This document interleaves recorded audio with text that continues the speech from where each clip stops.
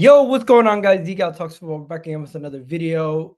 In the last 24, 48 hours, I've been just seeing so many clips of me going around, flying around. So we got to talk about some stuff. We got to talk about what's going on because some of these clips, we got to discuss what's going on. Basically, I went on Never a Foul and we are speaking about something and it's getting taken mad out of context. So let me show you guys the clip. Let's talk about it. Let's break it down and let's get into everything that I said in that video. First things first, hit that like button, hit that subscribe button if you haven't already done so. Let's get on to it. It's probably been his best season as a man. I honestly. So yeah, so you got Daps, Kaz, Mons, Savva, Woffie, Martin, Lee Gunner, and Callum. All-star panel right there. Big up all of them. First things first. So you got Savva, who's kind of pressing me on the whole Arsenal Arteta thing. You got Lee Gunner, who's backing him up. Martin's kind of basically saying Man City been through a similar situation. Woffie's also pressing, and Callum is just delivering some bars also. Daps is also on my case. The only person who's really sitting back relaxing is Mons and Kaz. But yeah, let's break it. Let's get into this clip before we get into the full video because there's been 2 full clips of the whole exchange. And the exchange was like 30 minutes long. This is only a minute. But yeah, let's get into it. I honestly look at it the opposite. I think Arteta has done an outstanding job, and this has probably been his best season as a manager. Arteta has done a wonderful job, and I think this has probably been his best season as a manager. That's what I said. And my reasoning and logic is not listened to by anybody. You can already see Woffie has 2 of his hands on his head, and then the rest of them, they all lose their heads in the same second. Give it a second. Because he's had to deal with so much adversity. So that's 1, 2, 3 people not listening already. You can see Daps is already out the building.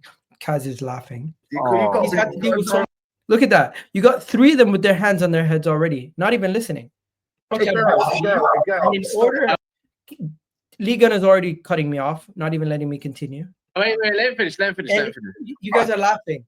But, check the rear view mirrors, Egal, bro. Check the rear view mirrors. It's easier for you to manage.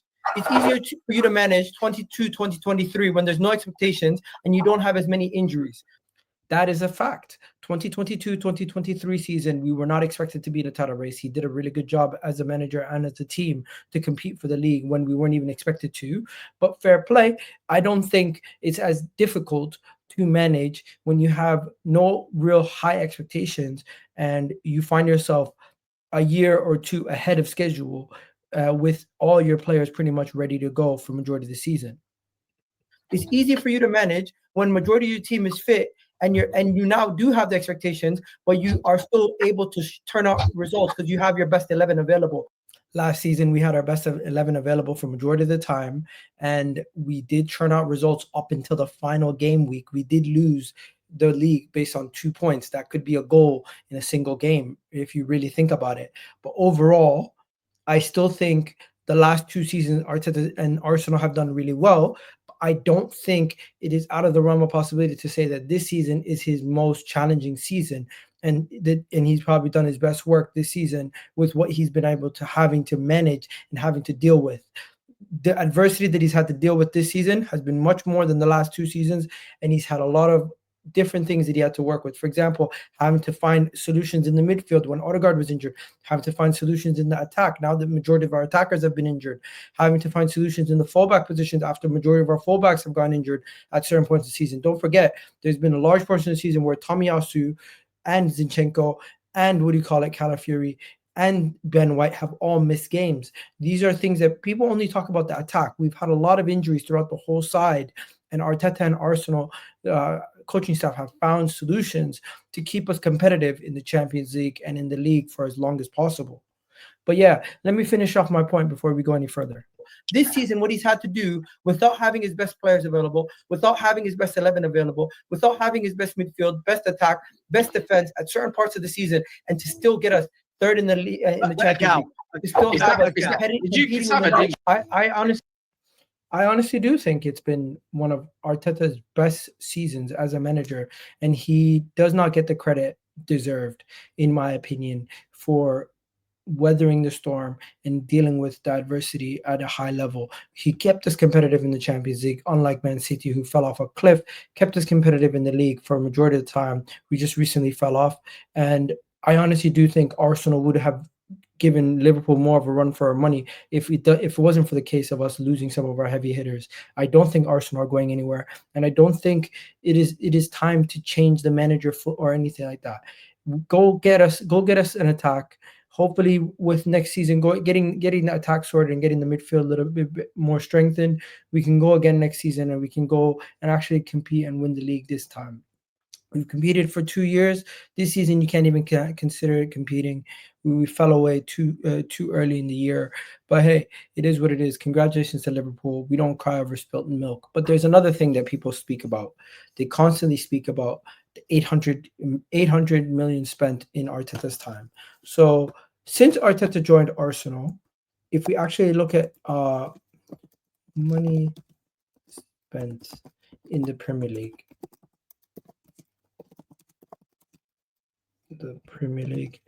since let's go since 2017. Let's go since 2017. Money spent in the Premier League in the last 5 years.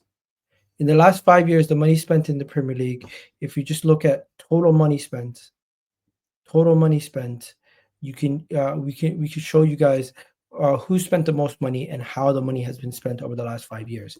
And I just want to show you guys something. So the money spent in that time period, this is net spend. It's not actual money spent. It's net spend. So it will show you net spend. You can see Chelsea's net spend is 900. You can see here that Man City and Liverpool's net spend is 300. Man United 600. Newcastle 400.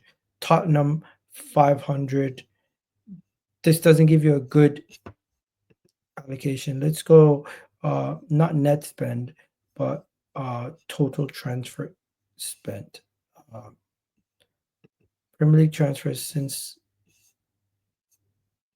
I'm just trying to find it. You know what? Sometimes it's difficult to find what you're looking for when you need it.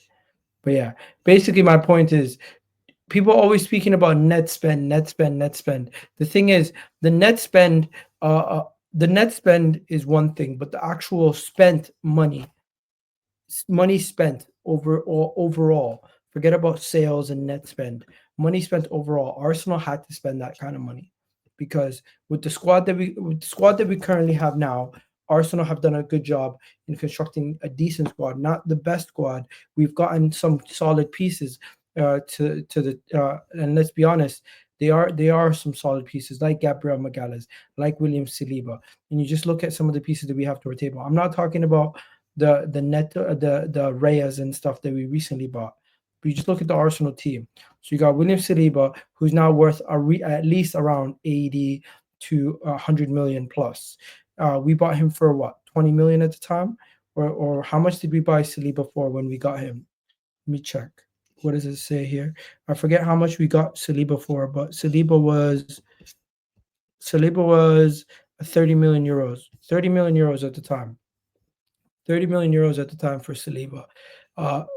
Gabriel was around 29. He's tripled his fee. Calafiori, we just recently paid 40 million for him. We could have probably invested that money better. He's not looking that good yet. Ben White, 50 million. I think he's been worth it. Timber, 50 million. I think he's been quality.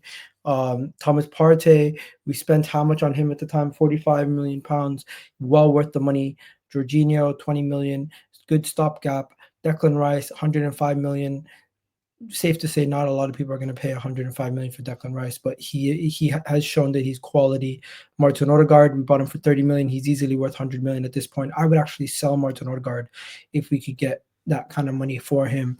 Gabriel Martinelli, we bought him for 7 million. He's worth around 50 to 60 now. Bukayo Saka, academy kid, worth 150 plus.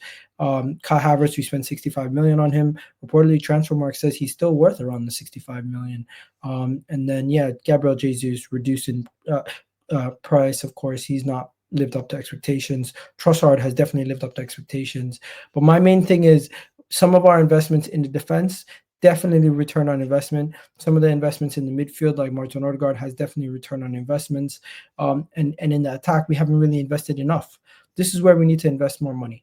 If we invest more money in the attack, I don't doubt for 1 second Arsenal will compete and get ourselves higher up the table. And the reason why I question when people have these things against saying sack the manager, why would you want to go into next season with such lack of stability with sacking a manager and having to start all over? I think Arsenal's set up very well. And I know I said this over the last couple of years, but you have to agree that Man City are going to need a little bit of work to rebuild. Liverpool are going to need a little bit of work to rebuild. And Arsenal is probably in the best situation they've been in years. And going into next season, why cause some why shake things up too much when you've already shaked it up at the top with a new director? I think keep Arteta, keep everything similar, and just go and get us some attacking quality and some squad depth in that midfield. And I think we go on to win the league next year. And I think time will tell who's right and who's wrong. At the end of the day, we all want the same thing. We all want Arsenal to succeed. But I just don't think the right way to get Arsenal to succeed is to change the manager at this moment in time. I think go get him that attacking strength, go get him that defense, and we can finally go and do it. But yeah, I'm out of here, people. Hopefully you guys enjoyed this video. I'll catch you guys in the next one. Love for the love. Peace.